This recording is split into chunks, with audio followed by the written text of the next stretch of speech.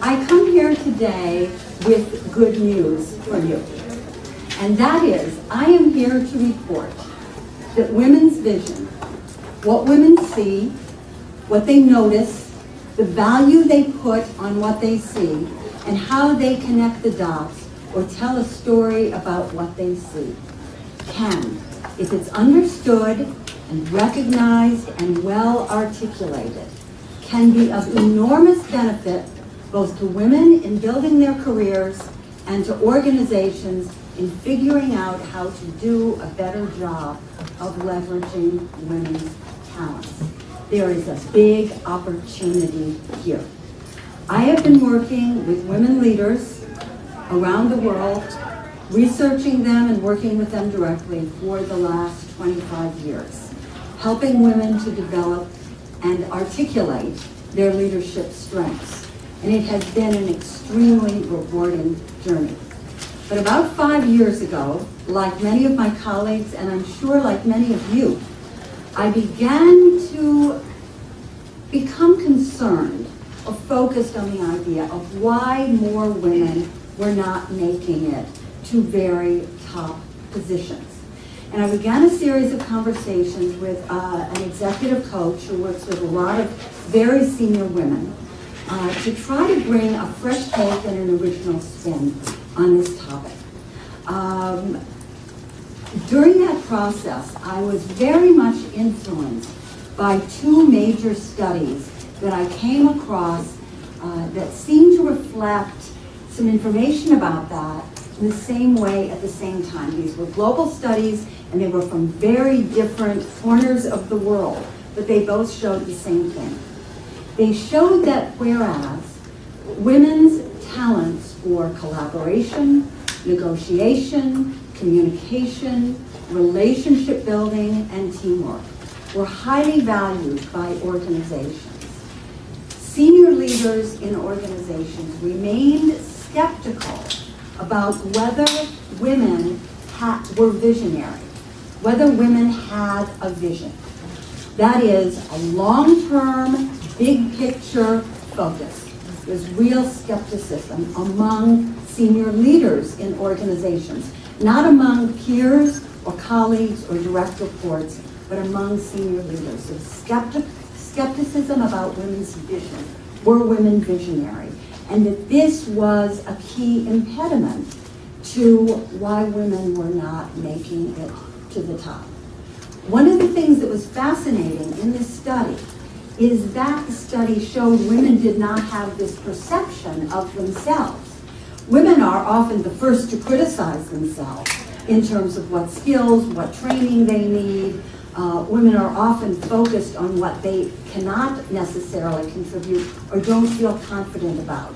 But it was notable in this research that women had a lot of confidence about their vision and about the importance and relevance of what they saw and how they understood the world and how that could be useful for their organizations.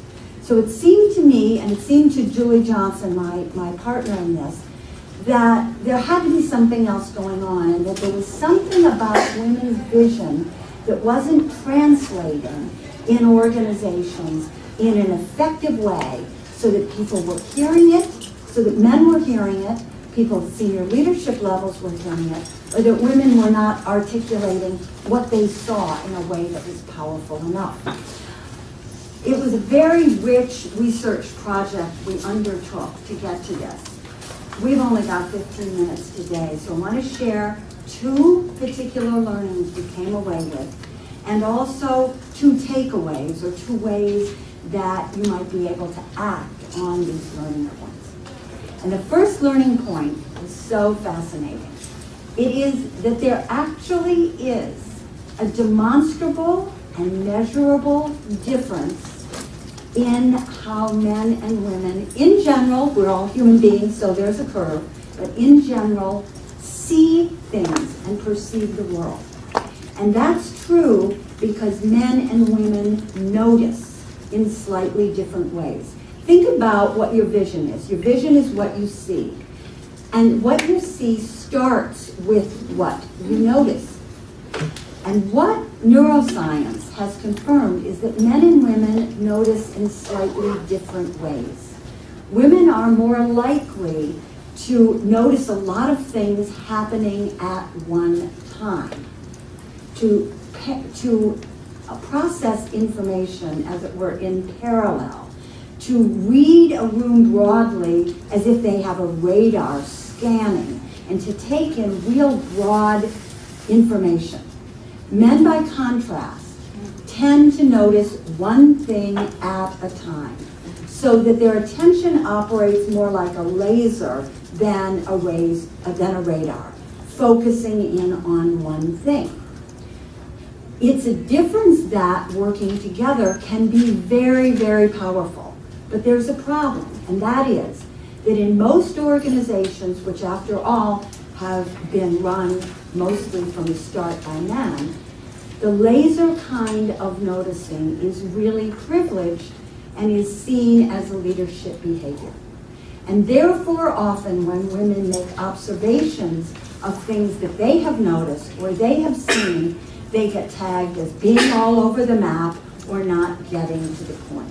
And as a result, often, of not having their vision, not having what they noticed validated in organizations, women can begin to lose that noticing capacity because they're trying to adapt, and lose the value that can come along with it.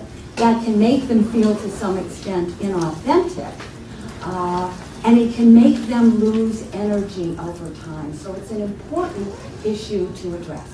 The second learning point we found in the research that we did, which affects this, is that to some extent, women often value slightly different things about their work. We ran out a big data study looking at and trying to identify similarities and differences in how men and women perceive, define, and pursue satisfaction at work. And we found many similarities or overlaps in how men and women do this. Men and women get great satisfaction from leading teams, from being recognized, from feeling authentic, from taking part in a creative project that comes to real fruition. So there's some real strong overlaps between men and women. But we found also two significant differences that really jumped out at us from the data and in the statistics. And the first one is that women tend to measure their success based on their own benchmark of what they expect from themselves, rather than always measuring it competitively against someone else. And the second thing we found that came up in the data is that women place a much higher value on the quality of their everyday, and that really matters to them at work. The quality of their everyday is influenced by the quality and depth of the relationships that they're able to build, and that's something that keeps women very much engaged when they build strong relationships, builds enormous value, loyalty from women. But it also depends upon the capacity to control their pace. Not necessarily, not to not work hard, but to have some degree of control over what their pace is. This is important to women because it speaks to their everyday quality of life. Many organizations continue to assess and try to motivate employees, given this, based upon what turn out to be male criteria.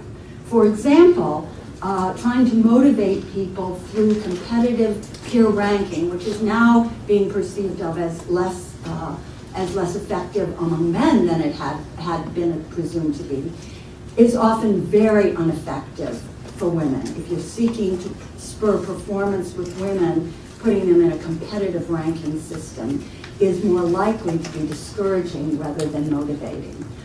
The other thing that organizations tend to do that's contradicted by these findings is to assume that money and position will always be worth it, traded off for extreme demands.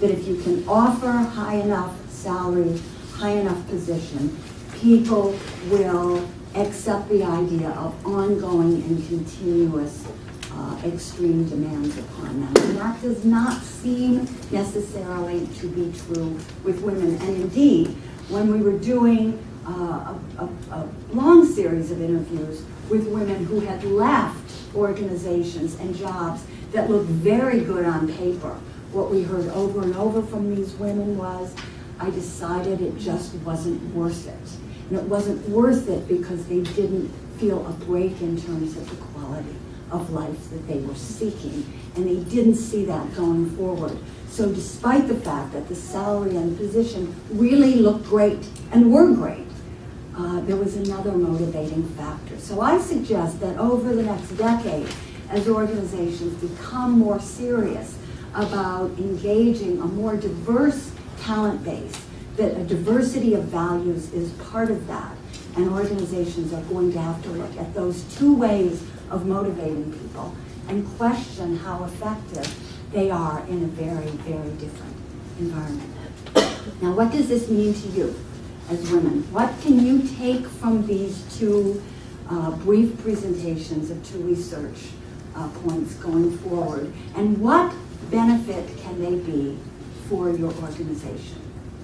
The first thing I would say is it is very important for women to understand and value the power and the potential power of their vision and what they see, and to not lose confidence in it if they get pushback.